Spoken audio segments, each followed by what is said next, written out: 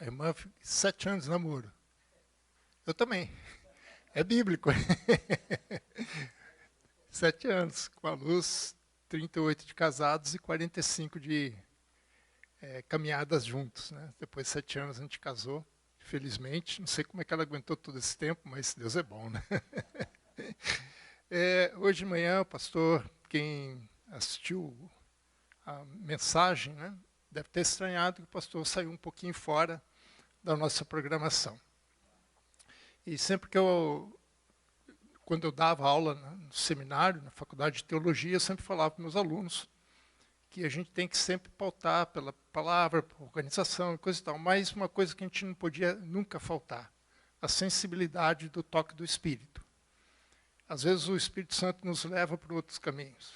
Né? A gente tem o famoso versículo, né? A gente pode fazer planos, mas a resposta certa vem da boca do Senhor.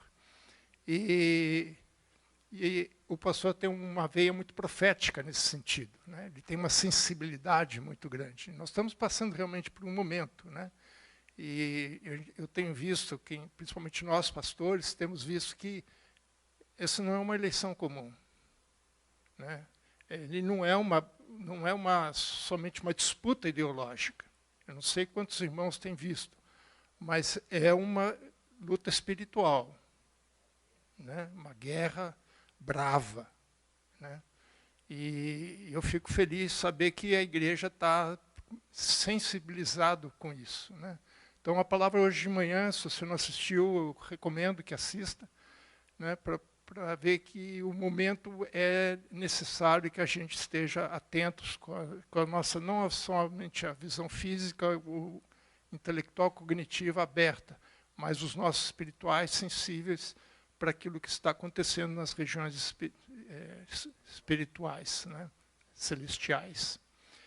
E é por isso que a gente tinha organizado uma sequência, né, pastor Fernando ia trazer a mensagem sobre Marcos capítulo 7, da primeira parte, mas devido a essa mudança, eu vou falar a partir do versículo 24 sobre a mulher Ciro-Fenícia, e na semana que vem o pastor retorna à primeira parte, para a gente poder ter essa sequência. Por isso,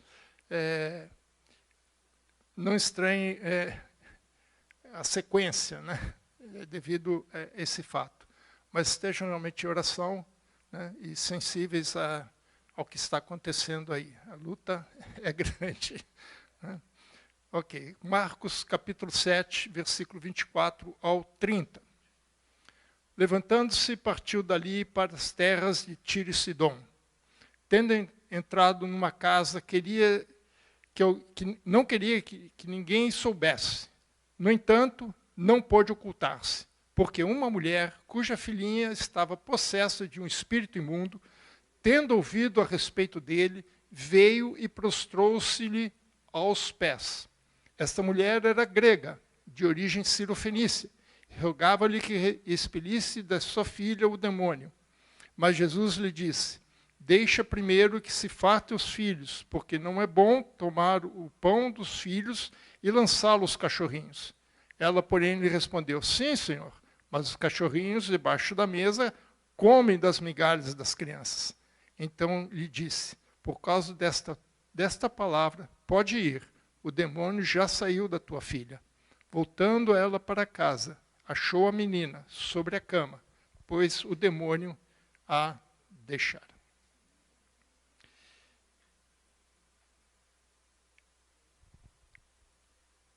Como eu disse, como o texto, né, inicia dizendo que Jesus se levantou dali e partiu para a terra de Tiro e Sidom. Jesus estava na primeira parte do texto, ele estava ainda em Cafarnaum ministrando na região onde era o foco principal dele, no início do seu ministério.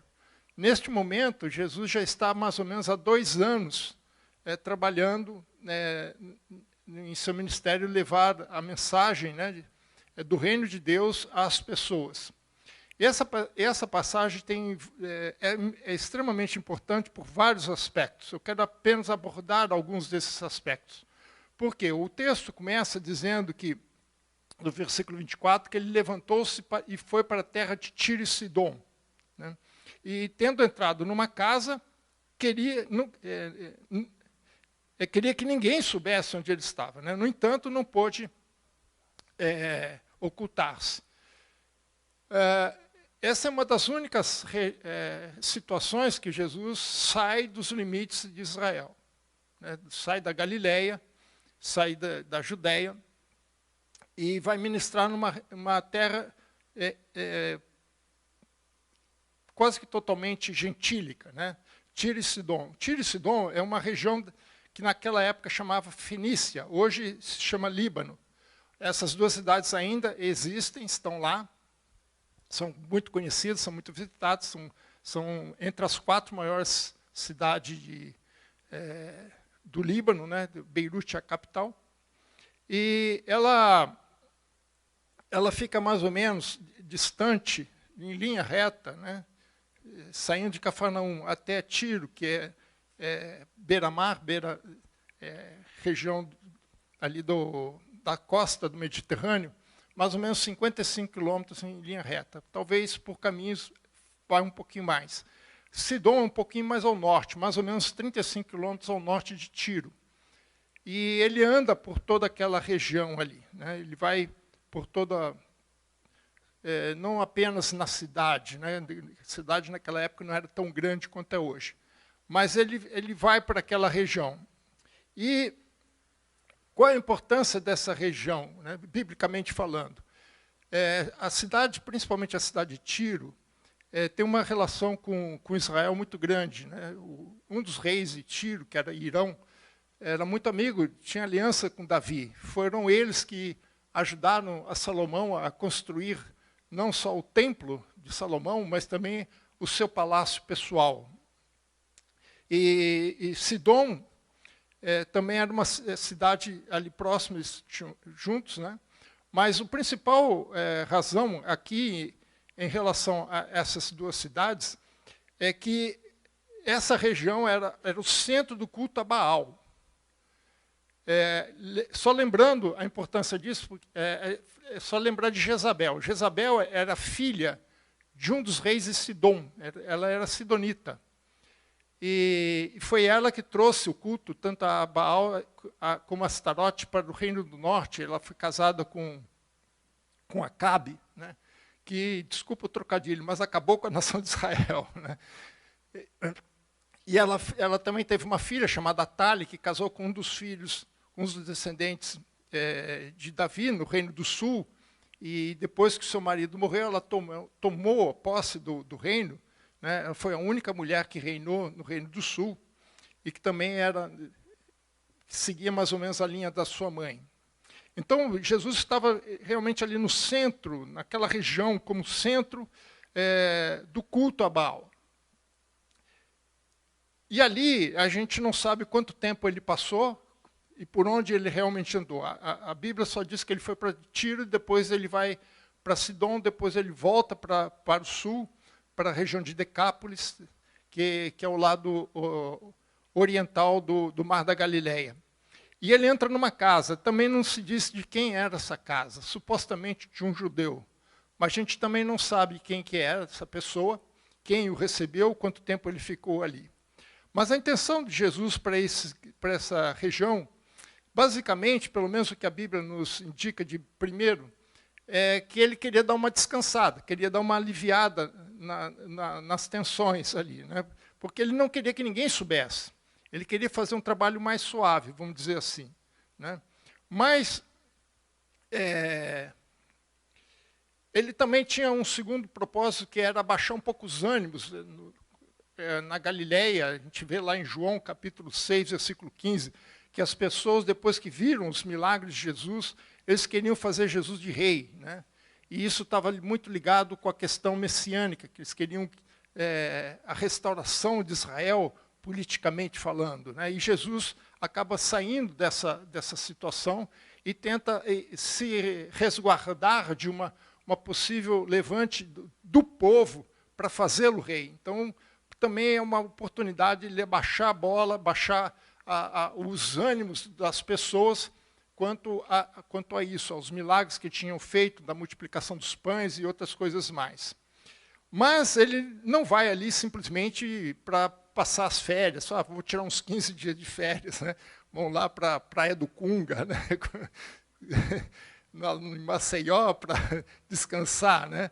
Jesus não perde tempo, ele aproveita e ele leva o evangelho para ali, ele leva as pessoas, a mensagem do reino de Deus aos gentios também.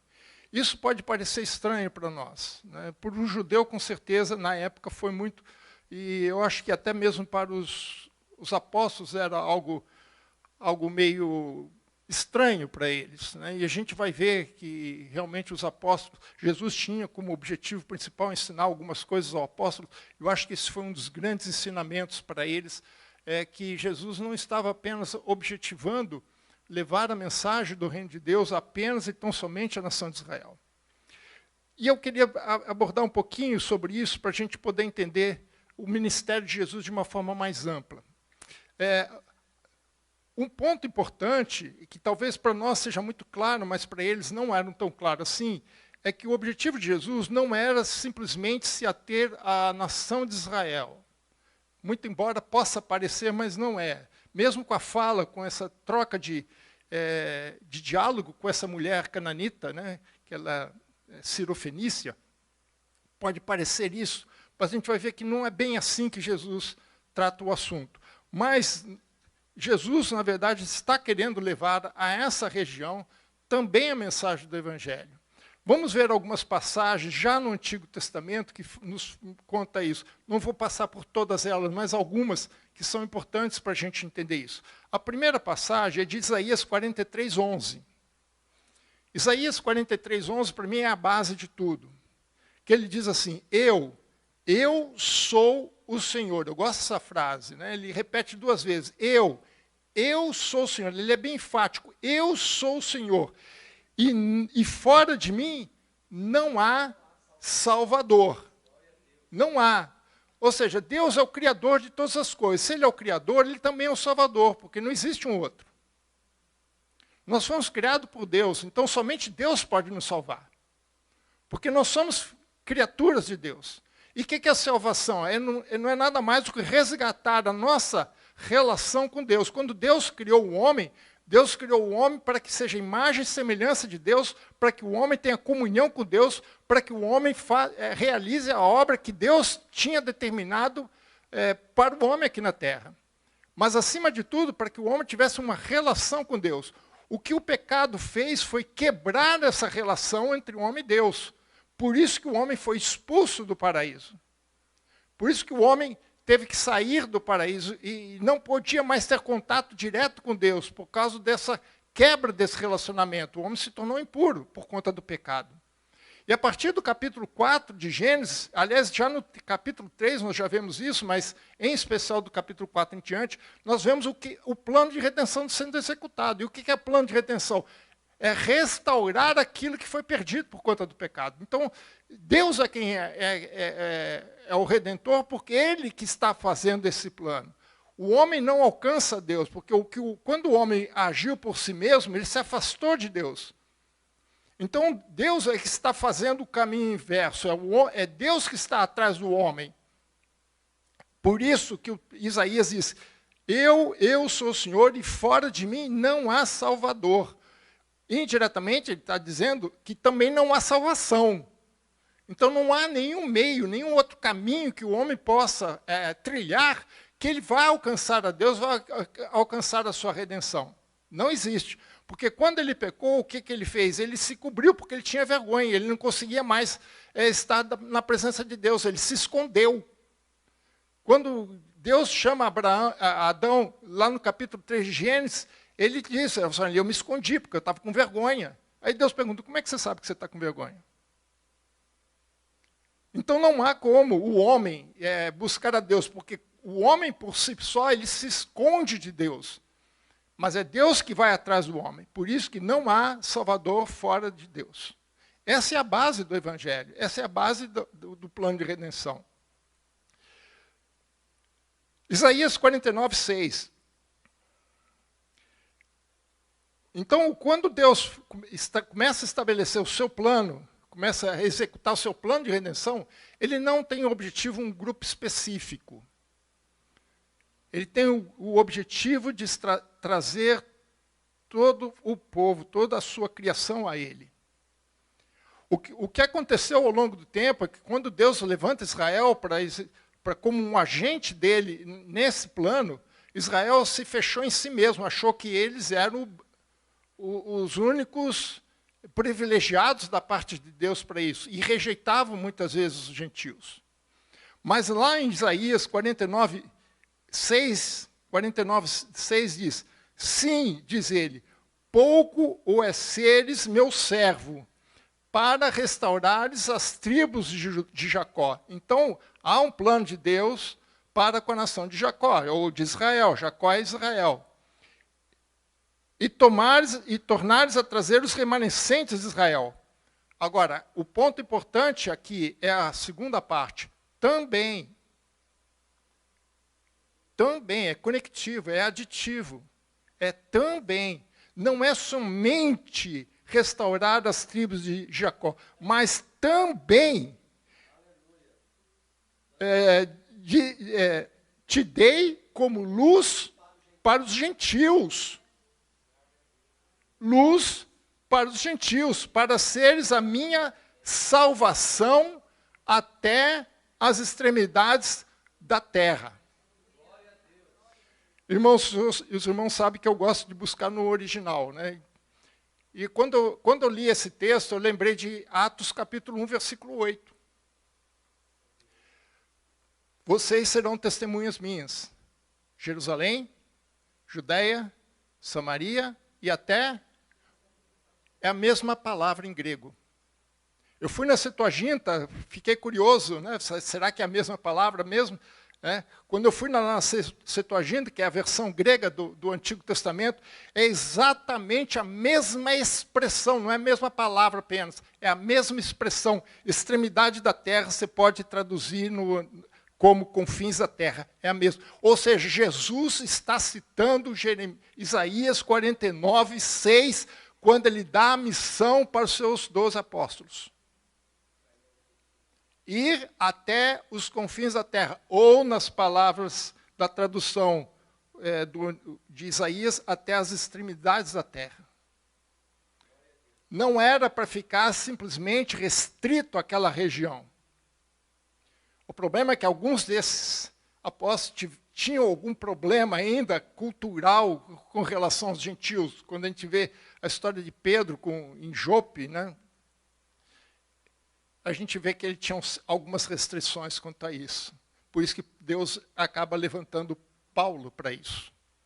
Então, Deus nunca teve o objetivo de ficar simplesmente contido à nação de Israel. O próprio Jesus diz assim, João capítulo 10, versículo 16.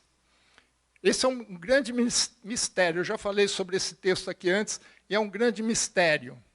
João capítulo 10, versículo 16, diz assim, ainda tenho outras ovelhas, não deste aprisco. O aprisco aqui é Israel. Alguns acham que não, ele está falando ali da Judéia, onde ele estava em Jerusalém, da Galileia. Não é isso. É outras ovelhas. Não é a nação de Israel, é outras ovelhas. É de outro aprisco. Não pergunte para mim qual é, irmãos, isso é um mistério.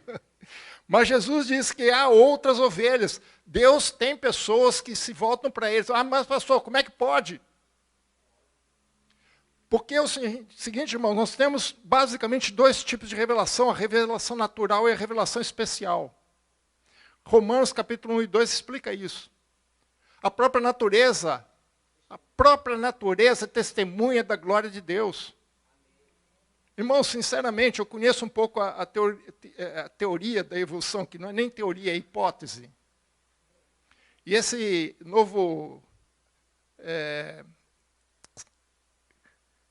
James Webb, né, está fazendo a investigação, está virando a cabeça de muitos desses astrofísicos, irmãos, porque eles têm descoberto coisas que têm colocado em xeque essas teorias. Inclusive, já tem muitos físicos que não acreditam muito no Big Bang.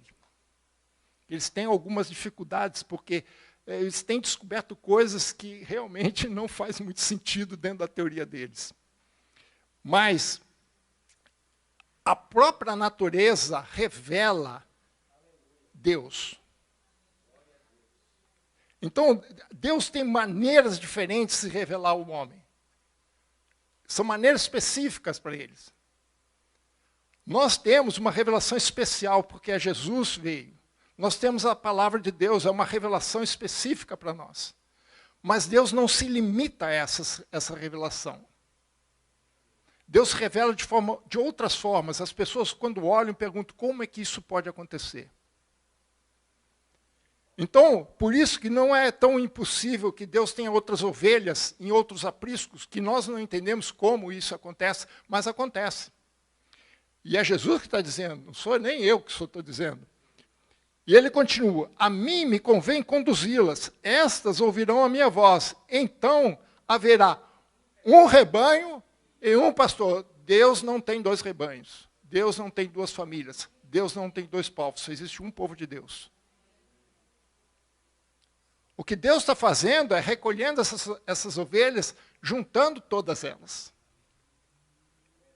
Para que Ele, como o supremo pastor, esteja à frente. Por isso que Ele fala, me convém conduzi-las, porque elas ouvirão a minha voz e me seguirão. Eu quero dar um exemplo para vocês. No Antigo Testamento há várias situações onde a gente vê isso. São diversas. Mas tem uma que eu quero trazer em especial por dois motivos. Primeiro, porque ela é explícita. E segundo, como o pastor mesmo falou, os judeus estão passando aí por umas certas festas, né? E uma das festas que vem aí pela frente, daqui eu acho uns 2 meses, se não me engano, é a festa do Purim.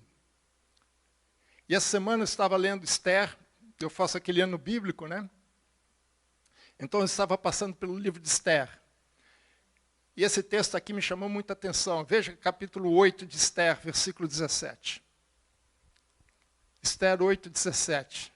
Presta atenção, irmãos. Diz assim, também em toda a província e em toda a cidade, aonde chegava a palavra do rei e a sua ordem, havia entre os judeus alegria e regozijo, banquetes e festas. Agora, presta atenção nessa frase, irmãos. E muitos dos povos da terra se fizeram judeus. Literalmente, ele está dizendo, se converteram, irmãos. Não havia cristianismo nessa época. Nós estamos aí mais ou menos uns 400, 450 anos antes de Cristo. Eles se converteram. Sabe por quê, irmãos? Ele está escrito aqui, ó, porque o temor dos judeus tinha caído sobre eles. Eles entenderam, irmãos, essas pessoas entenderam o que estava acontecendo. Eles entenderam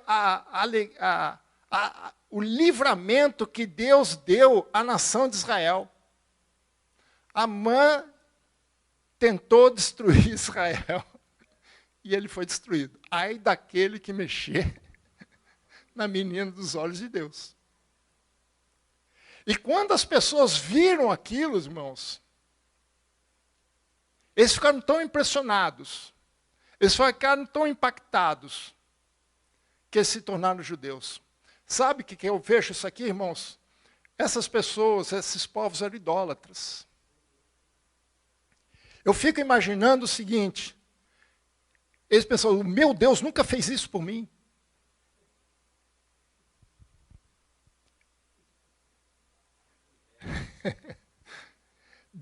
Nenhum Deus, nenhum daqueles deuses que eles seguiam, nunca tinham agido de tal forma que aquela nação tivesse sido salva do jeito que a nação de Israel foi salva.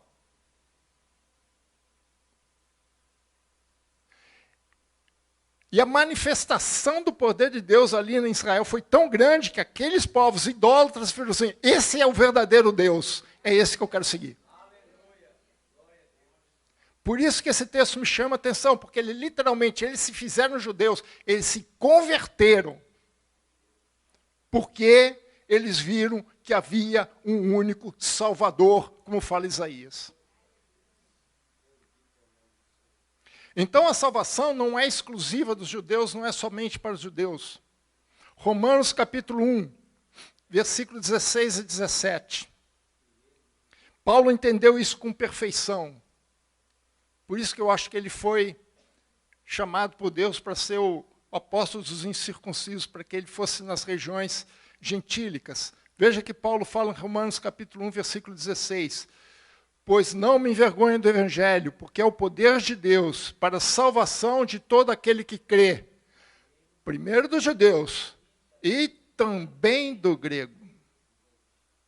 Meu irmão, grego aqui, embora seja grego mesmo, mas ele não está especificando que somente os gregos vão ser salvos, não é isso. Até porque ele está escrevendo para romanos. Imagina só, um romano lendo isso aqui. Pô, se é só para grego e para judeu, eu estou fora.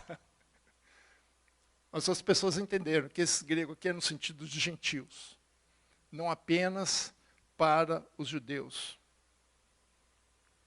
E é interessante que ele fala do grego, porque a mulher que nós estamos estudando aqui era uma mulher grega.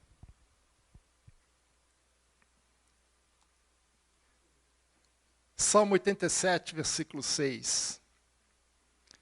Esse salmo é muito bonito também. Depois os irmãos podem ler. É sobre Jerusalém. 87, 4. 87, 4. Dentre os que me conhecem, farei menção de Raabe. Quem sabe a história de Raabe é a história da mulher que protegeu os espias de Josué em Jericó. Ela foi mãe de Boaz. Boaz quem casou com Ruth. Né? O povo conhecia essa história. E da Babilônia, eis aí a Filistia e Tiro. E Etiópia. Lá nasceram. Ou seja, para entender isso aqui, quando ele está falando lá nasceram, ele está falando de Jerusalém. Está falando de Sião, Jerusalém. Então ele está dizendo indiretamente, o salmista está dizendo assim, é como Deus dissesse, dentre os que me conhecem. Conhecer a Deus, ter uma aliança com Deus. Conhecer não é só saber que existe, não, irmãos. Não é, a Bíblia não tem esse sentido. Conhecer é ter um relacionamento, ter uma intimidade. É disso que ele está falando. É como se essas pessoas, né, que eu farei menção de Raabe, como se fossem judeus. Como se tivessem nascido em Jerusalém. Então, irmãos, o objetivo de Deus nunca foi exclusividade com Israel. Sempre foi atingir as nações. E Deus está mostrando aqui os exemplos históricos de que nessas nações haveria ovelhas dele, que ele um dia ia juntar. Esses são os apriscos, os outros apriscos, que Jesus iria juntar, formar um só rebanho, o rebanho de Deus, com ele como um único pastor. É disso que o texto fala. É essa manifestação do poder e da salvação de Deus também aos gentios. Em especial, um grupo de gentios que os judeus tinham uma certa ressalva. E é nesse contexto que aparece uma mulher. Versículo 25 e 26. Jesus queria sossego, tranquilidade, mas não conseguiu. Por quê? Porque uma mulher, cuja filhinha estava possessa de espírito imundo, tendo ouvido a respeito dele, veio, prostrou-se aos pés. Esta mulher era grega, de origem sírio-fenícia, e rogava-lhes que expelisse de sua filha o demônio. Nós temos depois, nós vamos acompanhar em paralelo Mateus capítulo 15, alguns versículos, porque Mateus nos dá algumas outras informações acerca dessa mulher e do fato, alguns detalhes importantes. Veja, irmãos, essa mulher tinha um problema sério com sua filha. E ela vai até Jesus. E essa mulher, ela tem alguns desafios, que eu chamo de desafios da fé. Ela teve diante de si 3 grandes desafios para a sua própria fé. O primeiro desafio que ela tinha é que ela tinha um problema para ser resolvido que ninguém conseguia resolver. E não era um probleminha pequenininho não, irmãos. Não era unha encravada. Era sua filha.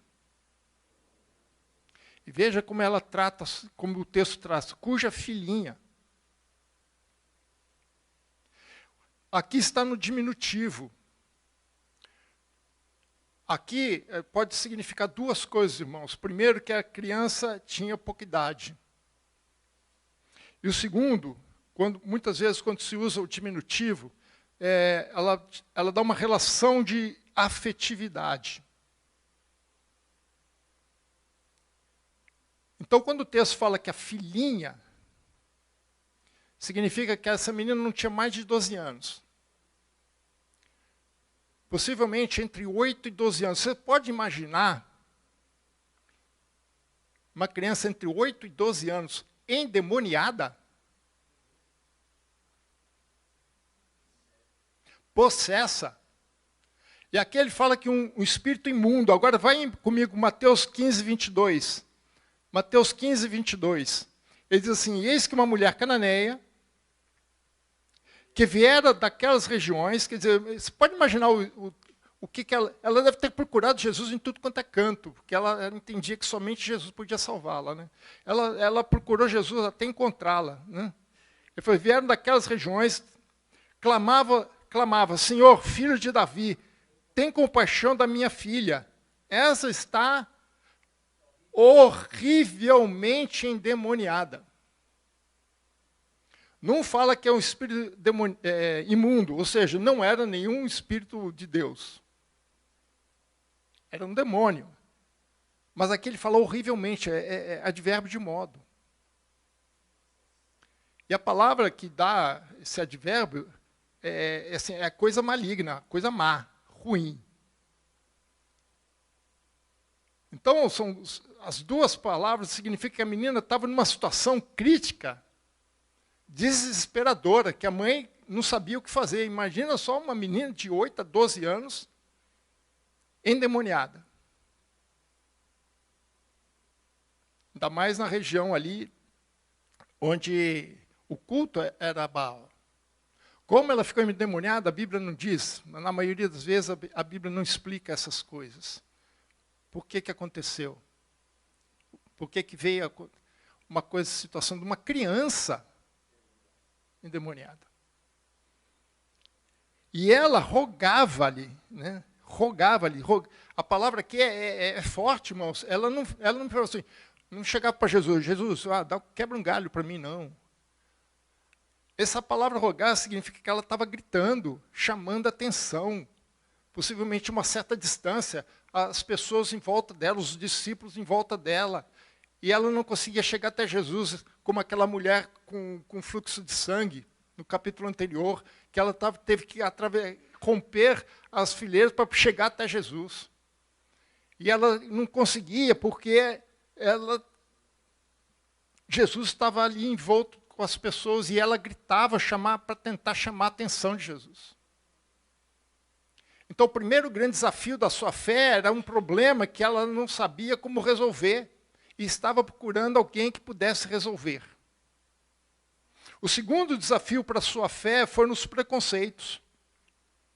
Ela tinha que vencer os preconceitos das pessoas. Ela era mulher e era gentílica, era sírio-fenícia, era grega. Ela não era nem judia. Não sabemos em que casa de que Jesus estava hospedado. Eu suponho, isso aqui é uma suposição, se você for contra mim não tem problema nenhum, não vou discutir com você, que era de judeu. Então imagina, ela grega, região da Sírio-Fenícia, uma cananeia, que já sofria um preconceito natural entre os judeus, ela romper ali no meio dos judeus e ela ainda é mulher. pode imaginar a dificuldade? Então eu vou te mostrar essa dificuldade. Mateus 15, 23. Até os discípulos estavam incomodados com ela, para não dizer outra coisa. Veja capítulo 15, versículo 23. Ele, porém, não lhe respondeu, irmãos, não respondeu palavra. E os seus discípulos de Jesus, aproximando-se, rogaram-lhe, despede-a, pois vem clamando atrás de nós. Irmãos, despede significa expulse, jogue fora, ou seja, Jesus, manda essa mulher embora. Ela já está incomodando, Senhor. Ela está gritando lá, a gente não consegue nem escutar o Senhor direito aqui. Até os apóstolos estavam incomodados, e que é pior, Jesus não respondia nada. Você pode pensar assim, Jesus estava sem educação, alguma coisa assim. Não, irmãos. Jesus estava querendo mostrar uma lição para aqueles discípulos. E por que ele não responde? Porque ele queria ver até que ponto ia a fé dessa mulher. Jesus não fica calado por falta de educação, porque Jesus sempre respondeu às pessoas. Mas Jesus queria testar o seu coração e ensinar aos seus discípulos que Jesus tinha ovelhas fora do aprisco. O terceiro grande desafio da sua fé, então o primeiro foi o problema que ela tinha que resolver, o segundo o preconceito que ela tinha que vencer, e o terceiro tinha que manter a sua fé, tinha que se manter perseverante na busca da sua solução. Volta lá para Mateus capítulo 15, versículo 23 e 24, final dela, de 23 e 24. Os apóstolos falam assim, ela vem clamando atrás de nós, mas Jesus respondeu, não fui enviado senão as ovelhas perdidas da casa de Israel. O termo vem clamando, irmãos, no grego está num tempo verbal que indica algo contínuo. Algo que ela estava fazendo e continuava. Ninguém conseguia parar a mulher. Por isso que os apóstolos já estavam incomodados com ela. Falaram, despede essa mulher, manda ela embora, porque já está incomodando. A gente está querendo aqui prestar atenção no que o senhor está falando, a gente não está conseguindo. Então, ela vem insistindo em seu pedido. Ela não estava disposta a desistir até que o seu pedido fosse atendido. Pelo menos ela queria que Jesus falasse com ela. Esse era o mínimo que ela queria. Era o mínimo. E ela estava disposta a fazer qualquer coisa. Veja lá em Mateus 15, 25. Quando Jesus respondeu isso no versículo 24, no versículo 25 diz, ela, porém, veio e o adorou, dizendo, Senhor, socorre-me. Era tudo que ela precisava, uma oportunidade. E ela não foi embora até ela conseguiu a sua oportunidade. Ela não desistiu, apesar dos obstáculos que ela encontrou pela frente.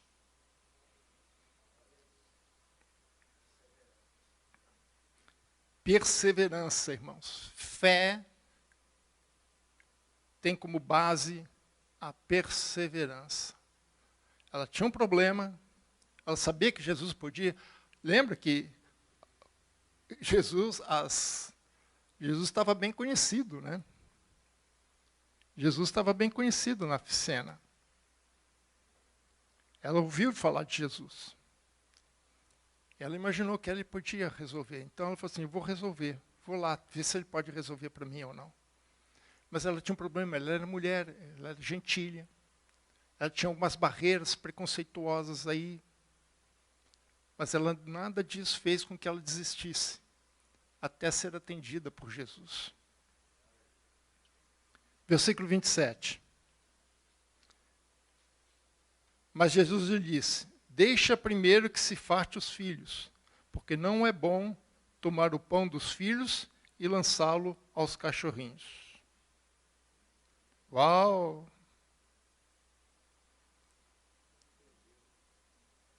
Meus irmãos, mas eu não sei o que passou na cabeça dela. Ou dos apóstolos. Ou os apóstolos devem ter ficado contentes, né? Falou, finalmente a gente vai se livrar dessa mulher. Mas Jesus não estava citando uma simples parábola, um simples pensamento.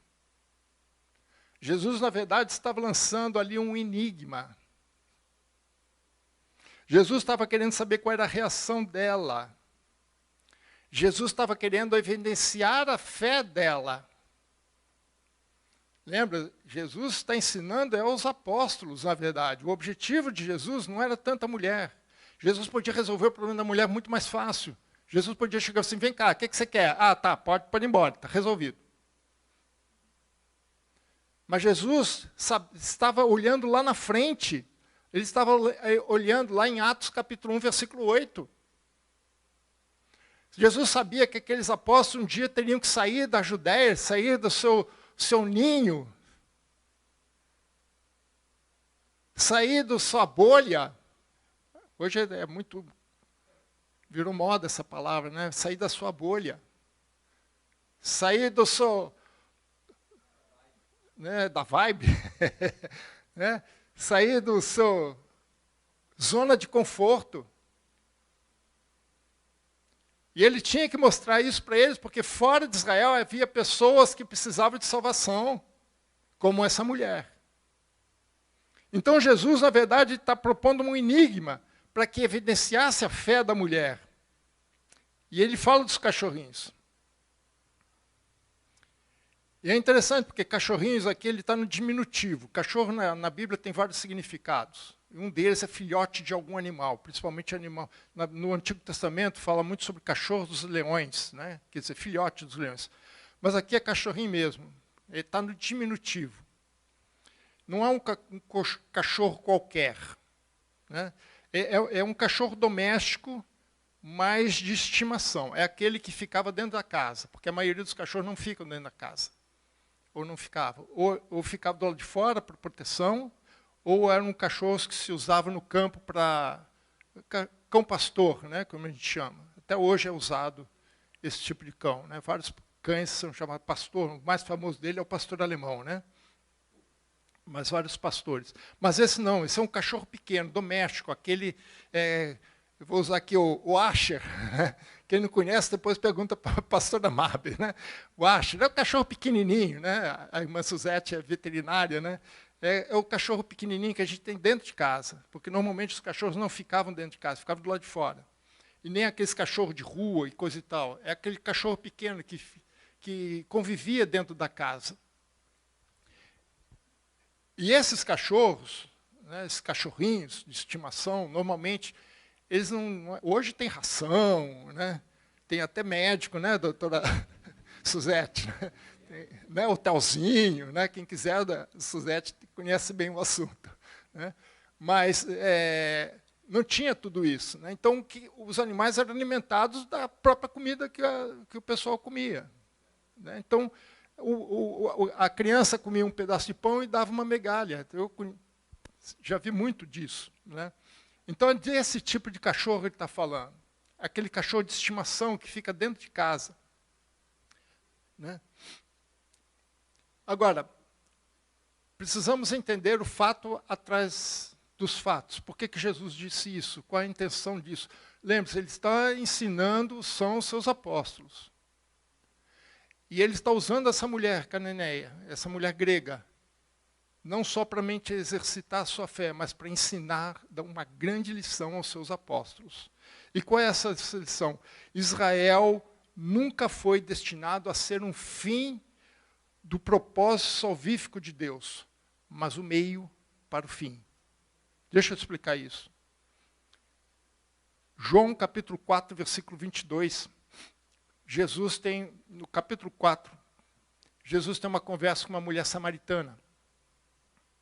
E lá no capítulo 4, versículo 22, Jesus diz assim, a salvação vem dos judeus. Quando Jesus fala isso, ele não está querendo dizer que a salvação é única e exclusivamente de judeus. A estrutura, como é no grego, é muito fácil de a gente entender. Ele só está querendo dizer que a salvação provém dos judeus, mas não é para os judeus. Não tem como objetivo o fim ser para exclusivamente para os judeus. Mas é que a partir dos judeus a salvação viria. Essa é a estrutura da frase. A salvação sai dos judeus, mas se sai, vai para onde, irmãos? Vai para o mundo. Vai para as pessoas. Então, a razão pela qual Jesus veio a Israel, em primeiro lugar, né, foi trazer a salvação a Israel, para que Israel pudesse ser um meio para a salvação dos gentios. É isso que Jesus está ensinando aqui.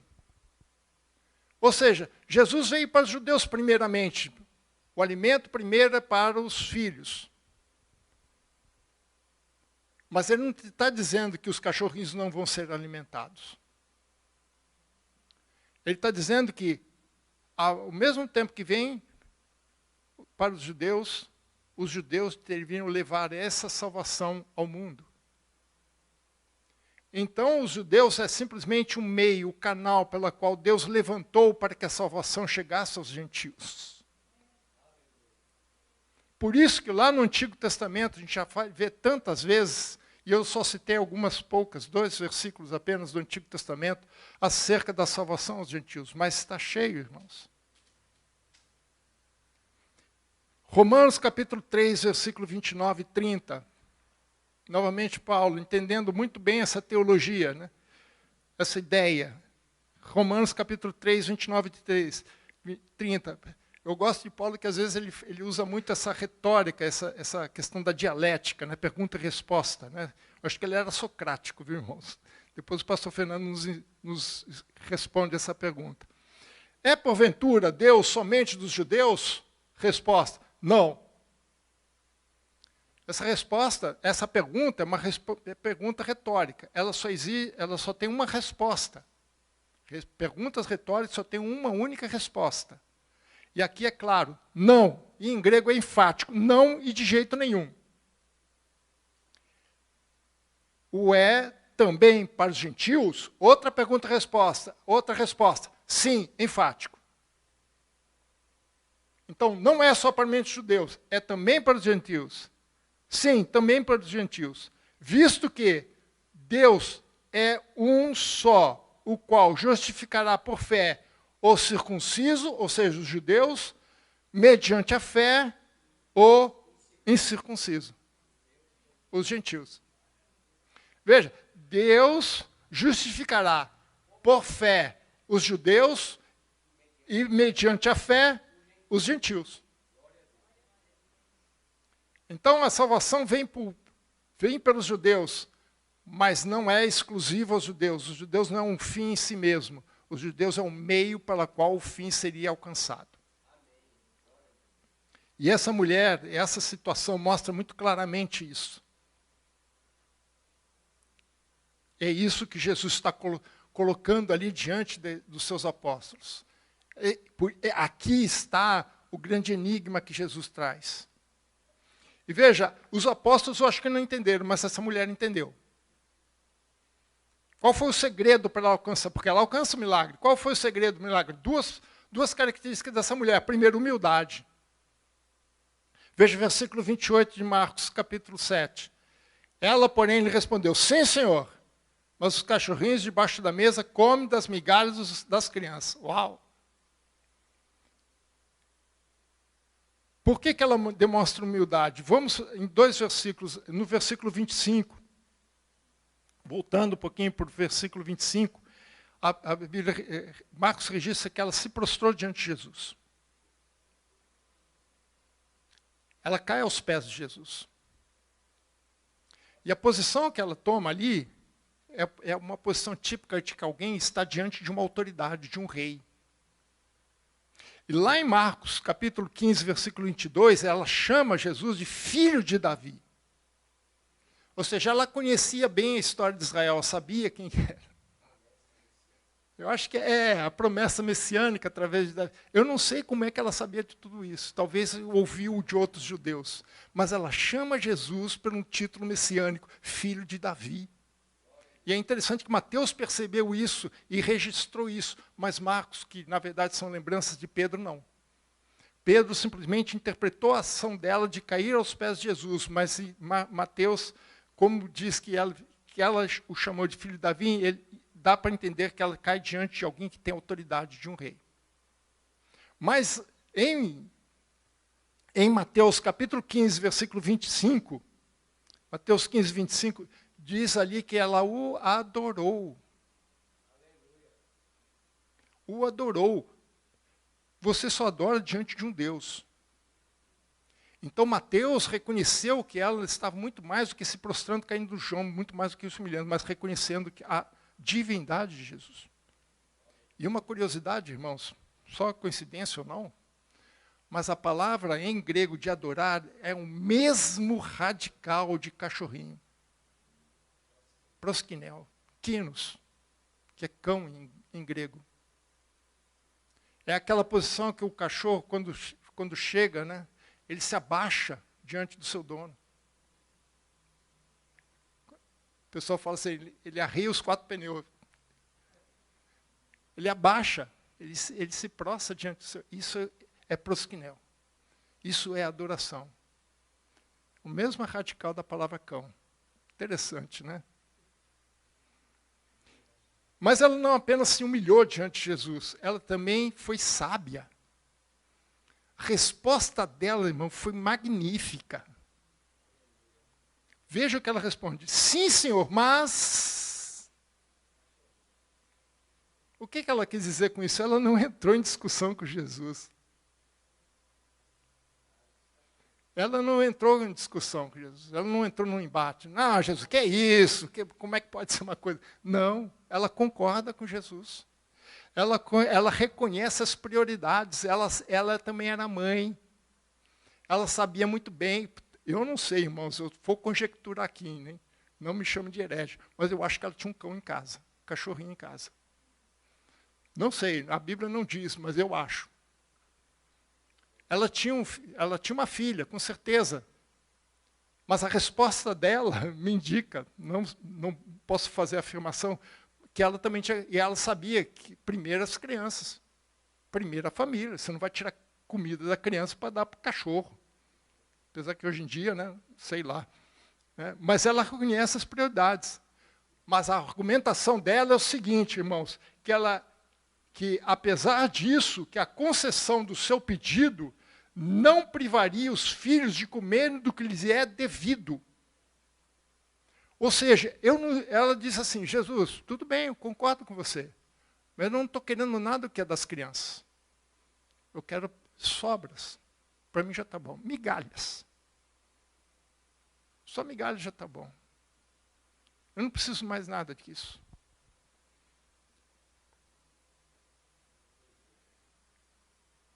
Jesus, uma vez falando de fé, ele falou que a fé tinha que ser que nem um grão de mostarda. Grão de mostarda, não sei se o irmão sabe, pequenininho. Mas ele falou assim, que quando você planta, aquilo cresce, que vira uma árvore que até aves se aninham nela. Por que ele compara com isso? Porque o problema não é tamanho. Jesus podia falar um grão de poeira, mas poeira não contém vida. Mostarda tem. E ela colocou essa grão de mostarda para germinar a sua fé. E ela entendeu muito bem que ela não precisava que Jesus tirasse aquilo que é devido aos filhos, mas que ela se contentava com pequenas migalhas. A necessidade impulsionou a sua fé. Ela deve ter pensado assim, não tenho nada a perder. O não eu já tenho. Se eu for lá e atender, ótimo. Se não atender, continua do mesmo jeito. A necessidade impulsionou ela. Isso a fé tem que fazer, nos impulsionar. Mas a sua humildade evidenciou a sua fé. Ela sabia que se Jesus não pudesse ajudá-la, ninguém mais poderia. Ou Jesus me ajuda, se não adiantar, acabou, morreu o assunto. Acabou.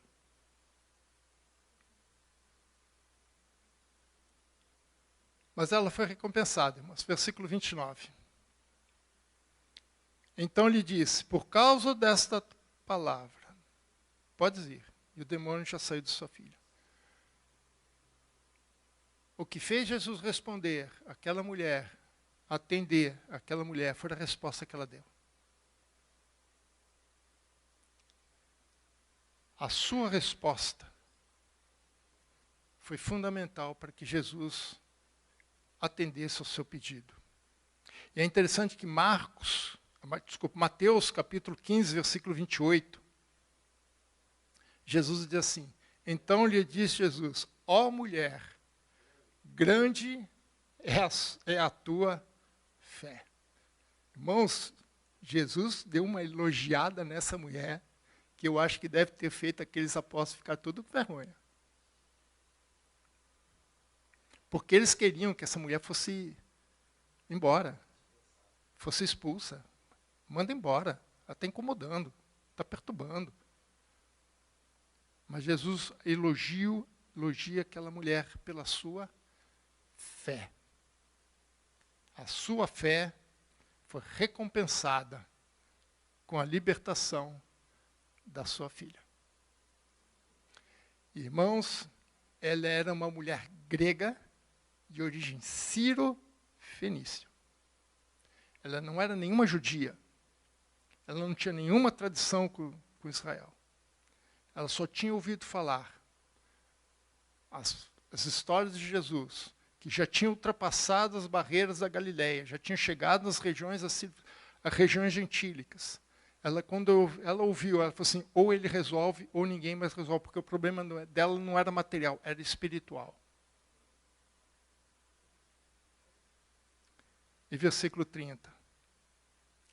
Voltando ela para casa, achou a menina sobre a cama, pois o demônio a deixara. Irmãos, ela vai embora, ela parte sem qualquer evidência externa. Somente baseada na palavra de Jesus. Ou seja, novamente a sua fé entrou em ação. Só tem duas situações que pelo menos que eu me lembro na Bíblia, que Jesus faz alguma cura, faz algum milagre à distância. As duas vezes envolvendo gentios. Essa foi uma delas. O outro foi um centurião romano, que também, por distância, está curado. Esse é o desafio dessa mulher. Mas lembre-se, irmãos, isso foi um ensinamento para os apóstolos. De que fora de nosso aprisco, há pessoas lá fora que têm fé em Deus, apesar de. Mas Deus ainda tem como objetivo alcançar essas ovelhas. Amém? Deus abençoe, irmãos.